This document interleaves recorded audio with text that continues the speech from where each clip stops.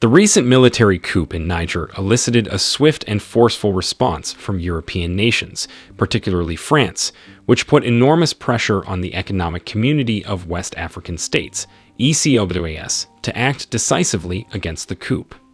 This external pressure has prompted ECOWAS to issue strong warnings and even consider military intervention to restore Mohamed Bazoum to the presidency. The gravity of the situation is reflected in the imposition of severe sanctions against Niger in response to the coup by ECOWAS, France, the United States, the World Bank, and several European states. The concerted effort by international actors, particularly European powers and ECOWAS, highlights the grave concern about the overthrow of power in Niger. The threat of invasion and the imposition of harsh sanctions are tactics aimed at pressuring the restoration of democratic governance and the return of Bazoum to the presidency, reflecting a unified stance against the region's disruption of democratic norms. All this was to force Niger's Junta to follow what the ECOWAS was demanding. But now Niger has won, and the West African leaders of the ECOWAS have officially recognized the Niger's Junta. This means a surprising defeat of the West. TR Media investigates disruptive frontiers and transformative initiatives around the world. Whether you're a new viewer or looking for insights into the ever-changing landscape of innovation and global impact, our content takes a deep dive into the most recent breakthroughs and their global transformative effects. Recent events in Niger and West Africa have taken an unexpected turn, with the regional bloc, ECOWAS, recognizing Niger's ruling junta while maintaining sanctions aimed at overturning the July coup. The stance of maintaining sanctions while recognizing the junta is perplexing, as lifting sanctions would not directly benefit the junta, making negotiation terms appear ineffective. ECOWAS leaders have proposed a shorter transition to civilian rule in the midst of the crisis, in contrast to the military's initial 3-year transition plan. Kure Manuel, an analyst for the Middle East and Africa with the Economist Intelligence Unit, noted that the sanctions had backfired, strengthening the junta's control and unity against ECOWAS and Western backers. The ICOWA Commission's president, Omar Al-Yuchur, announced the decision at the bloc's Abuja meeting, dashed hopes for the immediate reinstatement of President Mohamed Bazoum, who has been detained since the coup.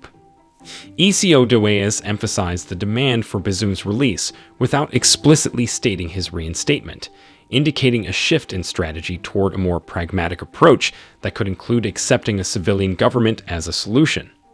However, ECOWAS reiterated that sanctions against Niger would be lifted only if the junta met their demands, maintaining its opposition to unconstitutional changes in government.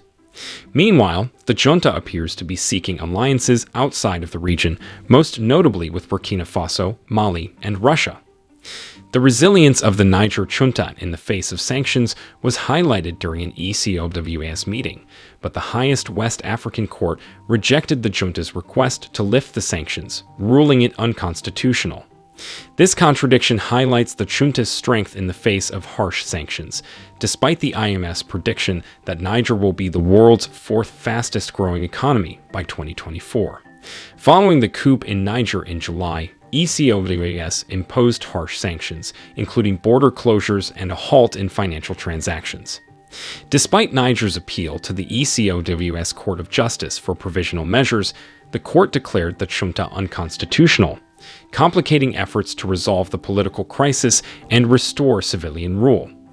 In the midst of regional turmoil marked by several coups and attempted coups, ECOWAS upheld these sanctions, conditioning their relaxation on demonstrated progress toward a swift return to civilian governance in Niger.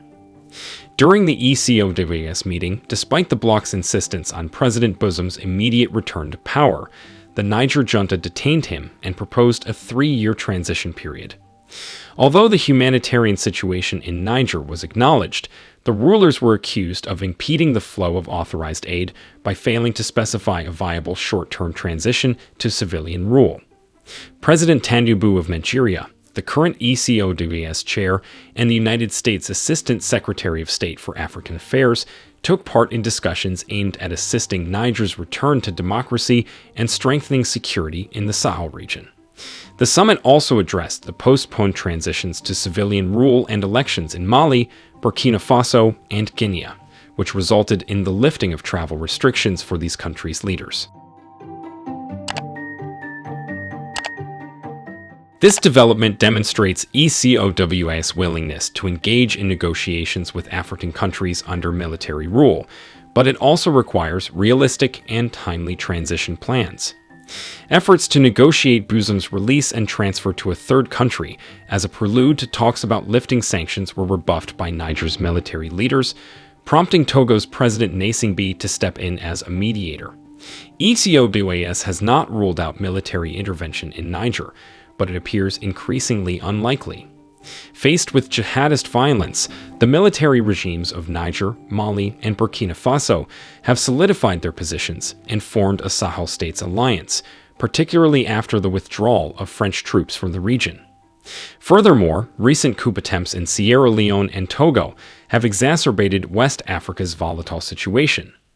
The ECOWAS conditions for lifting sanctions on Niger emphasize the need for a quick transition to civilian rule, with a committee meeting with the Junta to outline these conditions, implying that the reinstatement of ousted President Bazoum is unlikely. A West African court condemned the detention of Niger's ousted President Mohamed Bazoum and his family, calling it dictatorial and urging the reinstatement of Bazoum to restore democratic rule. Bazoum was deposed in a military coup in July, and the junta has yet to release him despite a significant legal condemnation. The court, which is part of the ECOWAS regional body, gave the junta a month to act but rejected their attempt to lift sanctions, claiming that the junta lacks the authority to represent Niger and should not be subjected to collective punishment for the coup.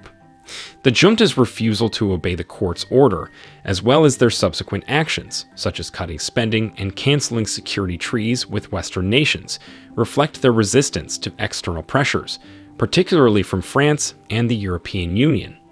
These political upheavals have harmed Niger's importance as a key ally in combating extremism in the Sahel region, jeopardizing international security efforts in an area plagued by extremist activities.